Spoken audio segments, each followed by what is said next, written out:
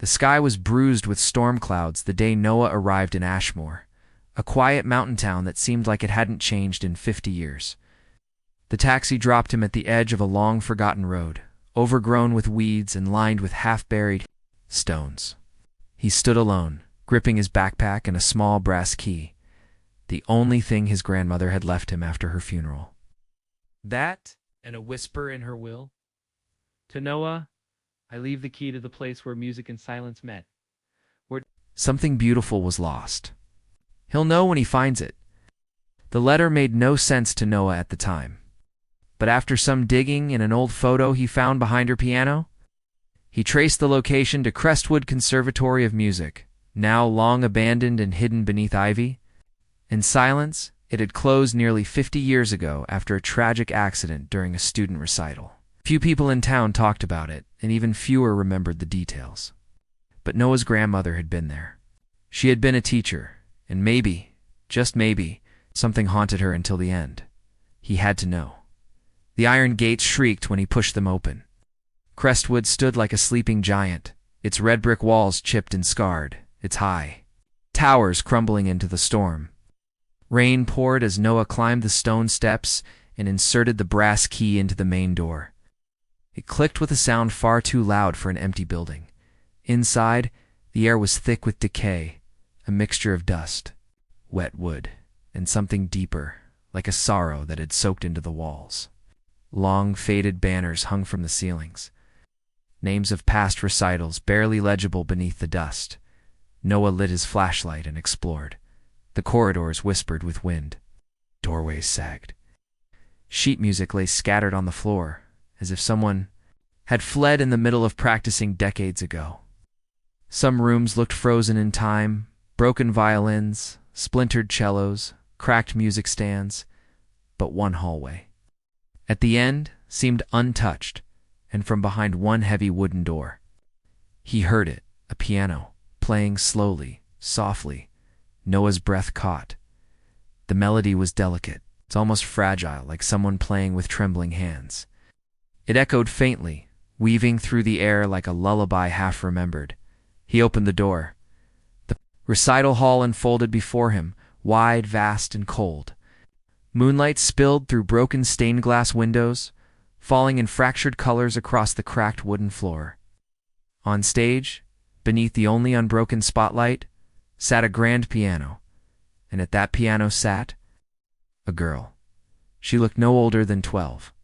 Her dress was cream-colored and vintage, he-collared and laced. Her long black hair hung like a curtain down her back. She didn't move, except her hands, which glided gracefully across the keys. But Noah froze. Her fingers weren't touching the keys. Yet the music continued. He stepped back instinctively. But the floor creaked. The girl stopped. Slowly she turned, her head toward him. Her face was pale, ethereal, too still. Her lips were parted slightly, and her eyes wide, round, and sorrowful locked onto Noah's like she had been waiting for him all along. "I'm not supposed to play anymore," she said. Her voice was a whisper, but it echoed across the hall like a note hanging in the air. Noah swallowed. Who are you?" The girl stood up from the piano bench, the music fading with her movement.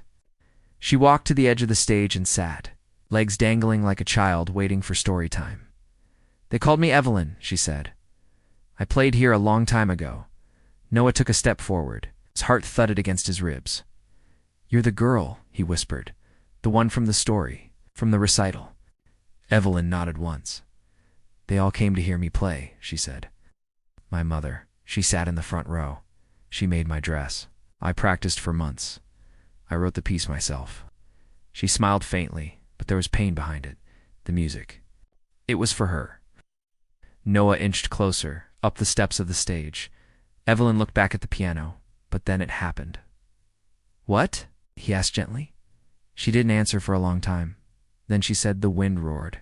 The lights flickered, the glass shattered. Someone screamed. And then the ceiling caved in. I didn't move. I just kept playing, I thought. If I finished the song, everything would be okay. Noah's breath trembled. But when I stopped, Evelyn whispered, "They were gone." All of them, and I. She touched her chest with delicate fingers. I wasn't the same. Noah sat beside her on the stage, silent. My grandmother taught here, he finally said. Her name was Margaret. Margaret Elwood. Evelyn turned. Sharply, Miss Elwood. Noah nodded. She was kind to me, Evelyn said. She stayed after classes, helped me fix my posture, said I had golden hands. She blinked, and a tear ran down her cheek, but vanished before it touched. Her skin, she came back. Years after, sat right there. She pointed to a row of broken chairs near the front. She played the song, but she didn't finish it. She cried halfway through and left. Noah remembered now the nights his grandmother sat at the piano in their home, playing that same unfinished tune. She never told him what it was. She wanted me to finish it, he realized. Aloud, Evelyn looked at him. If you do, you'll hear what I wanted the world to hear. The end of the song, the part I never got to play. Noah walked to the piano. The bench was dusty, but he sat. The keys were old, some chipped, others silent, but most still sang. He placed his fingers on the keys. Do you remember it? Evelyn asked. He nodded. He didn't know how. The notes came to him like breathing, like something passed through blood. Evelyn stood beside him, and together they played. The melody was haunting, rising from a whisper to a soaring cry, then falling into aching silence. It was like the song told a story of every child's fear, every parent's hope, every soul that wanted to be remembered.